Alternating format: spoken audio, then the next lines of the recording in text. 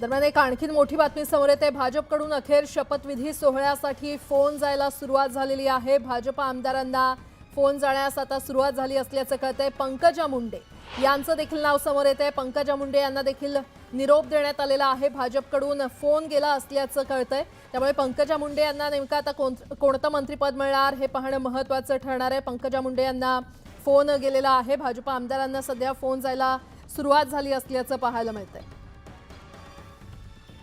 आणि या संदर्भात अधिक माहिती देत आहेत आमचे प्रतिनिधी तुषार उपनवर आपल्यासोबत जोडले गेलेले आहेत।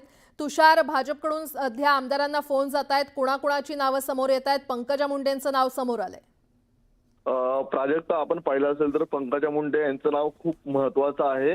मराठवाड्यासाठी हे नाव खूप महत्वाचं आहे। ओबीसी चेहरा म्हणून हे नाव खूप महत्वाचं आहे।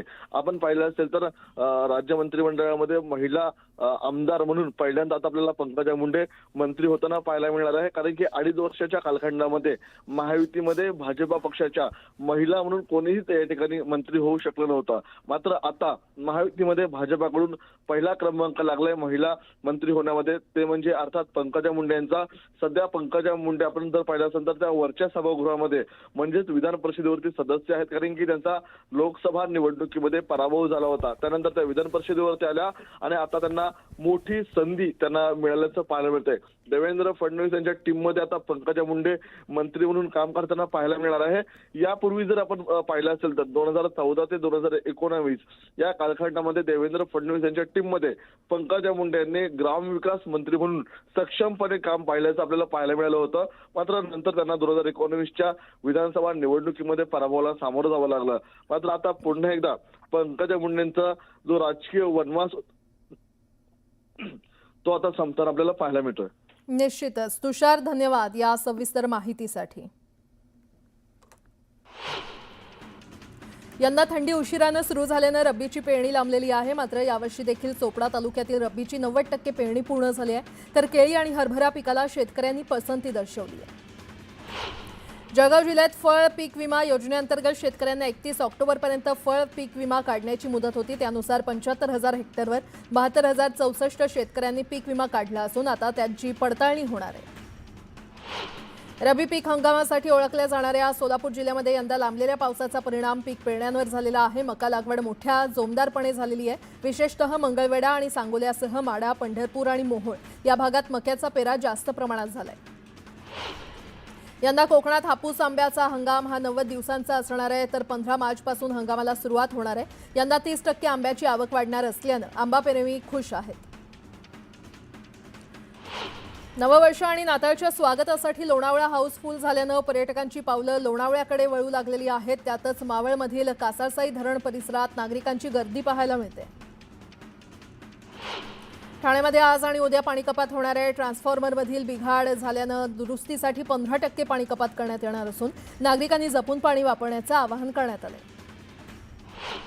धुळ्यामध्ये पुन्हा एकदा थंडीची लाट पसरली आहे। जिल्ह्यामध्ये तापमानाचा पारा 4.1 अंश सेल्सिअसपर्यंत नोंद झालेली आहे। गोंदिया जिल्ह्यामध्ये गेल्या 4 ते 5 दिवसांपासून थंडीमध्ये वाढ झाली आहे। जिल्ह्यामध्ये 8.8 अंश सेल्सिअस इतक्या तापमानाची नोंद झाली आहे। थंडीपासून बचावासाठी नागरिक शेकोटीचा आधार घेत आहेत। जळगाव जिल्ह्यामध्ये गेल्या 2 ते 3 दिवसांपासून अचानक थंडीचं प्रमाण वाढलंय आणि त्यामुळे जिल्ह्याचा पारा 8 अंशांवर गेलाय। संपूर्ण परिसरात गारवा पसरल्यानं जळगावकर चांगलेच कुडकुडले। संजय गांधी राष्ट्रीय उद्यानात दिवसेंदिवस वाढत चाललेल्या अनधिकृत बांधकामाच्या मुद्द्यावर हायकोर्टाने राज्य सरकारला धारेवर धरलं। यापुढे नॅशनल पार्कमध्ये एकही बांधकाम उभं राहणार नाही याची खबरदारी घ्या अशी तंबी खंडपीठानं सरकारला दिली आहे। सांगलीच्या कृष्णा नदीतील प्रदूषणामुळे पर्यावरण प्रेमींसह सामाजिक संघटना आक्रमक झाल्या आहेत। कृष्णा नदीसह नागरी सुविधांच्या बाबतीत महापालिका आयुक्तांना निवेदन देत तातडीनं लक्ष देण्याची मागणी करण्यात येते। यासाठी जनआंदोलन उभारण्याचा निर्णय घेण्यात आला आहे। शेअर ट्रेडिंगमध्ये गुंतवणूक केल्यास फायदा होईल असं आमिष दाखवून भुसावळच्या व्यापाऱ्याची वर्षभरात 34 लाखात फसवणूक केली। हा प्रकार 1 जानेवारी ते 13 डिसेंबर 2024 दरम्यान घडला। या प्रकरणी सायबर पोलीस ठाण्यात गुन्हा दाखल करण्यात आला।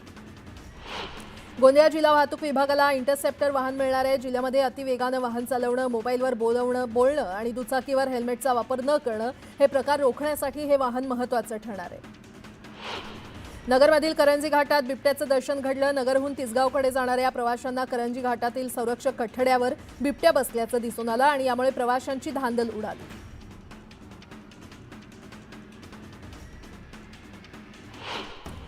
आता एक मोठी बातमी समोर येते। भाजपकडून शपथविधीसाठी आता आमदारांना फोन जाण्यास सुरुवात झालेली आहे। भाजप आमदारांना हे फोन जात आहेत। गिरीश महाजन यांना देखील फोन गेला असल्याचं कळतंय। पक्षश्रेष्ठींनी गिरीश महाजन यांना देखील फोन केलेला आहे। गिरीश महाजन यांना नेमकं कोणतं मंत्रिपद मिळणार हे देखील पाहणं महत्त्वाचं ठरणार आहे। तर गिरीश महाजन यांच्यासह विखे पाटील यांना देखील आता फोन आला असल्याचं कळतंय। भाजपचे पक्षश्रेष्ठी सध्या या भाजपच्या आमदारांना फोन करतायत आणि त्यामध्ये गिरीश महाजन यांचा नंबर लागलाय। विखे पाटलांना देखील भाजपकडून फोन गेला असल्याचं कळतंय। त्यामुळे आता नेमकं कुणाला कोणतं मंत्रिपद मिळणार याकडे संपूर्ण राज्याचं लक्ष लागलंय। या क्षणाची अतिशय मोठी घडामोड आपण पाहतोय। भाजपकडून अखेर शपथविधी सोहळ्यासाठी आता फोन जाण्यास सुरुवात झालेली आहे। त्यामध्ये गिरीश महाजन यांना फोन गेलेला आहे। तसंच राधाकृष्ण विखे पाटील यांना देखील फोन गेला असल्याचं कळतंय। गिरीश महाजन हे भाजपचे संकटमोचक म्हणून ओळखले जातात आणि त्यांना देखील आता मंत्रिपद मिळणार असल्याचं कळतंय। या संदर्भात अधिक माहिती देत आहेत आमचे प्रतिनिधी तुषार उपनवर आपल्यासोबत जोडले गेलेले आहेत। तुषार, देवेंद्र फडणवीस यांचे विश्वासू सहकारी म्हणून ज्यांना ओळखलं जातं ते म्हणजे अर्थात गिरीश महाजन। आता देखील आपण पाहिलं असेल तर एकनाथ शिंदे नाराज आहेत अशा जेव्हा बातम्या सुरू झाल्या तेव्हा देखील देवेंद्र फडणवीस यांच्याकडून दूत म्हणून एकनाथ शिंदे यांच्या भेटीसाठी 2 वेळा गिरीश महाजन जाताना पाहायला मिळाले। म्हणून पुन्हा एकदा देवेंद्र फडणवीस यांच्या टीममध्ये गिरीश महाजन यांची मंत्रिपदी वर्णी लावण्यात आलेली आहे। गिरीश महाजन आणि देवेंद्र फडणवीस हे 2014च्या आपल्याला या ठिकाणी जेव्हा भाजपचं सरकार महाराष्ट्रात आलं तेव्हापासून आपल्याला एकत्रच कॅबिनेटमध्ये असल्याचं पाहायला मिळतंय। त्यामुळे गिरीश महाजन पुन्हा एकदा देवेंद्र फडणवीसांच्या कॅबिनेटमध्ये आपल्याला मंत्री असताना पाहायला मिळणार आहे। खातं नेमकं कुठलं असणार हे आज रात्रीपर्यंत डिक्लेअर होईल। मात्र आता देवेंद्र फडणवीसांनी त्यांची जी टीम बांधायला सुरुवात केलेली आहे त्यामध्ये त्यांच्या ज्या जवळच्या चेहऱ्यांना जवळच्या साथीदारांना या टीममध्ये संधी देण्यात आलेली आहे त्यापैकीच नाव म्हणजे गिरीश महाजन। निश्चितच तुषार, धन्यवाद या सविस्तर माहितीसाठी।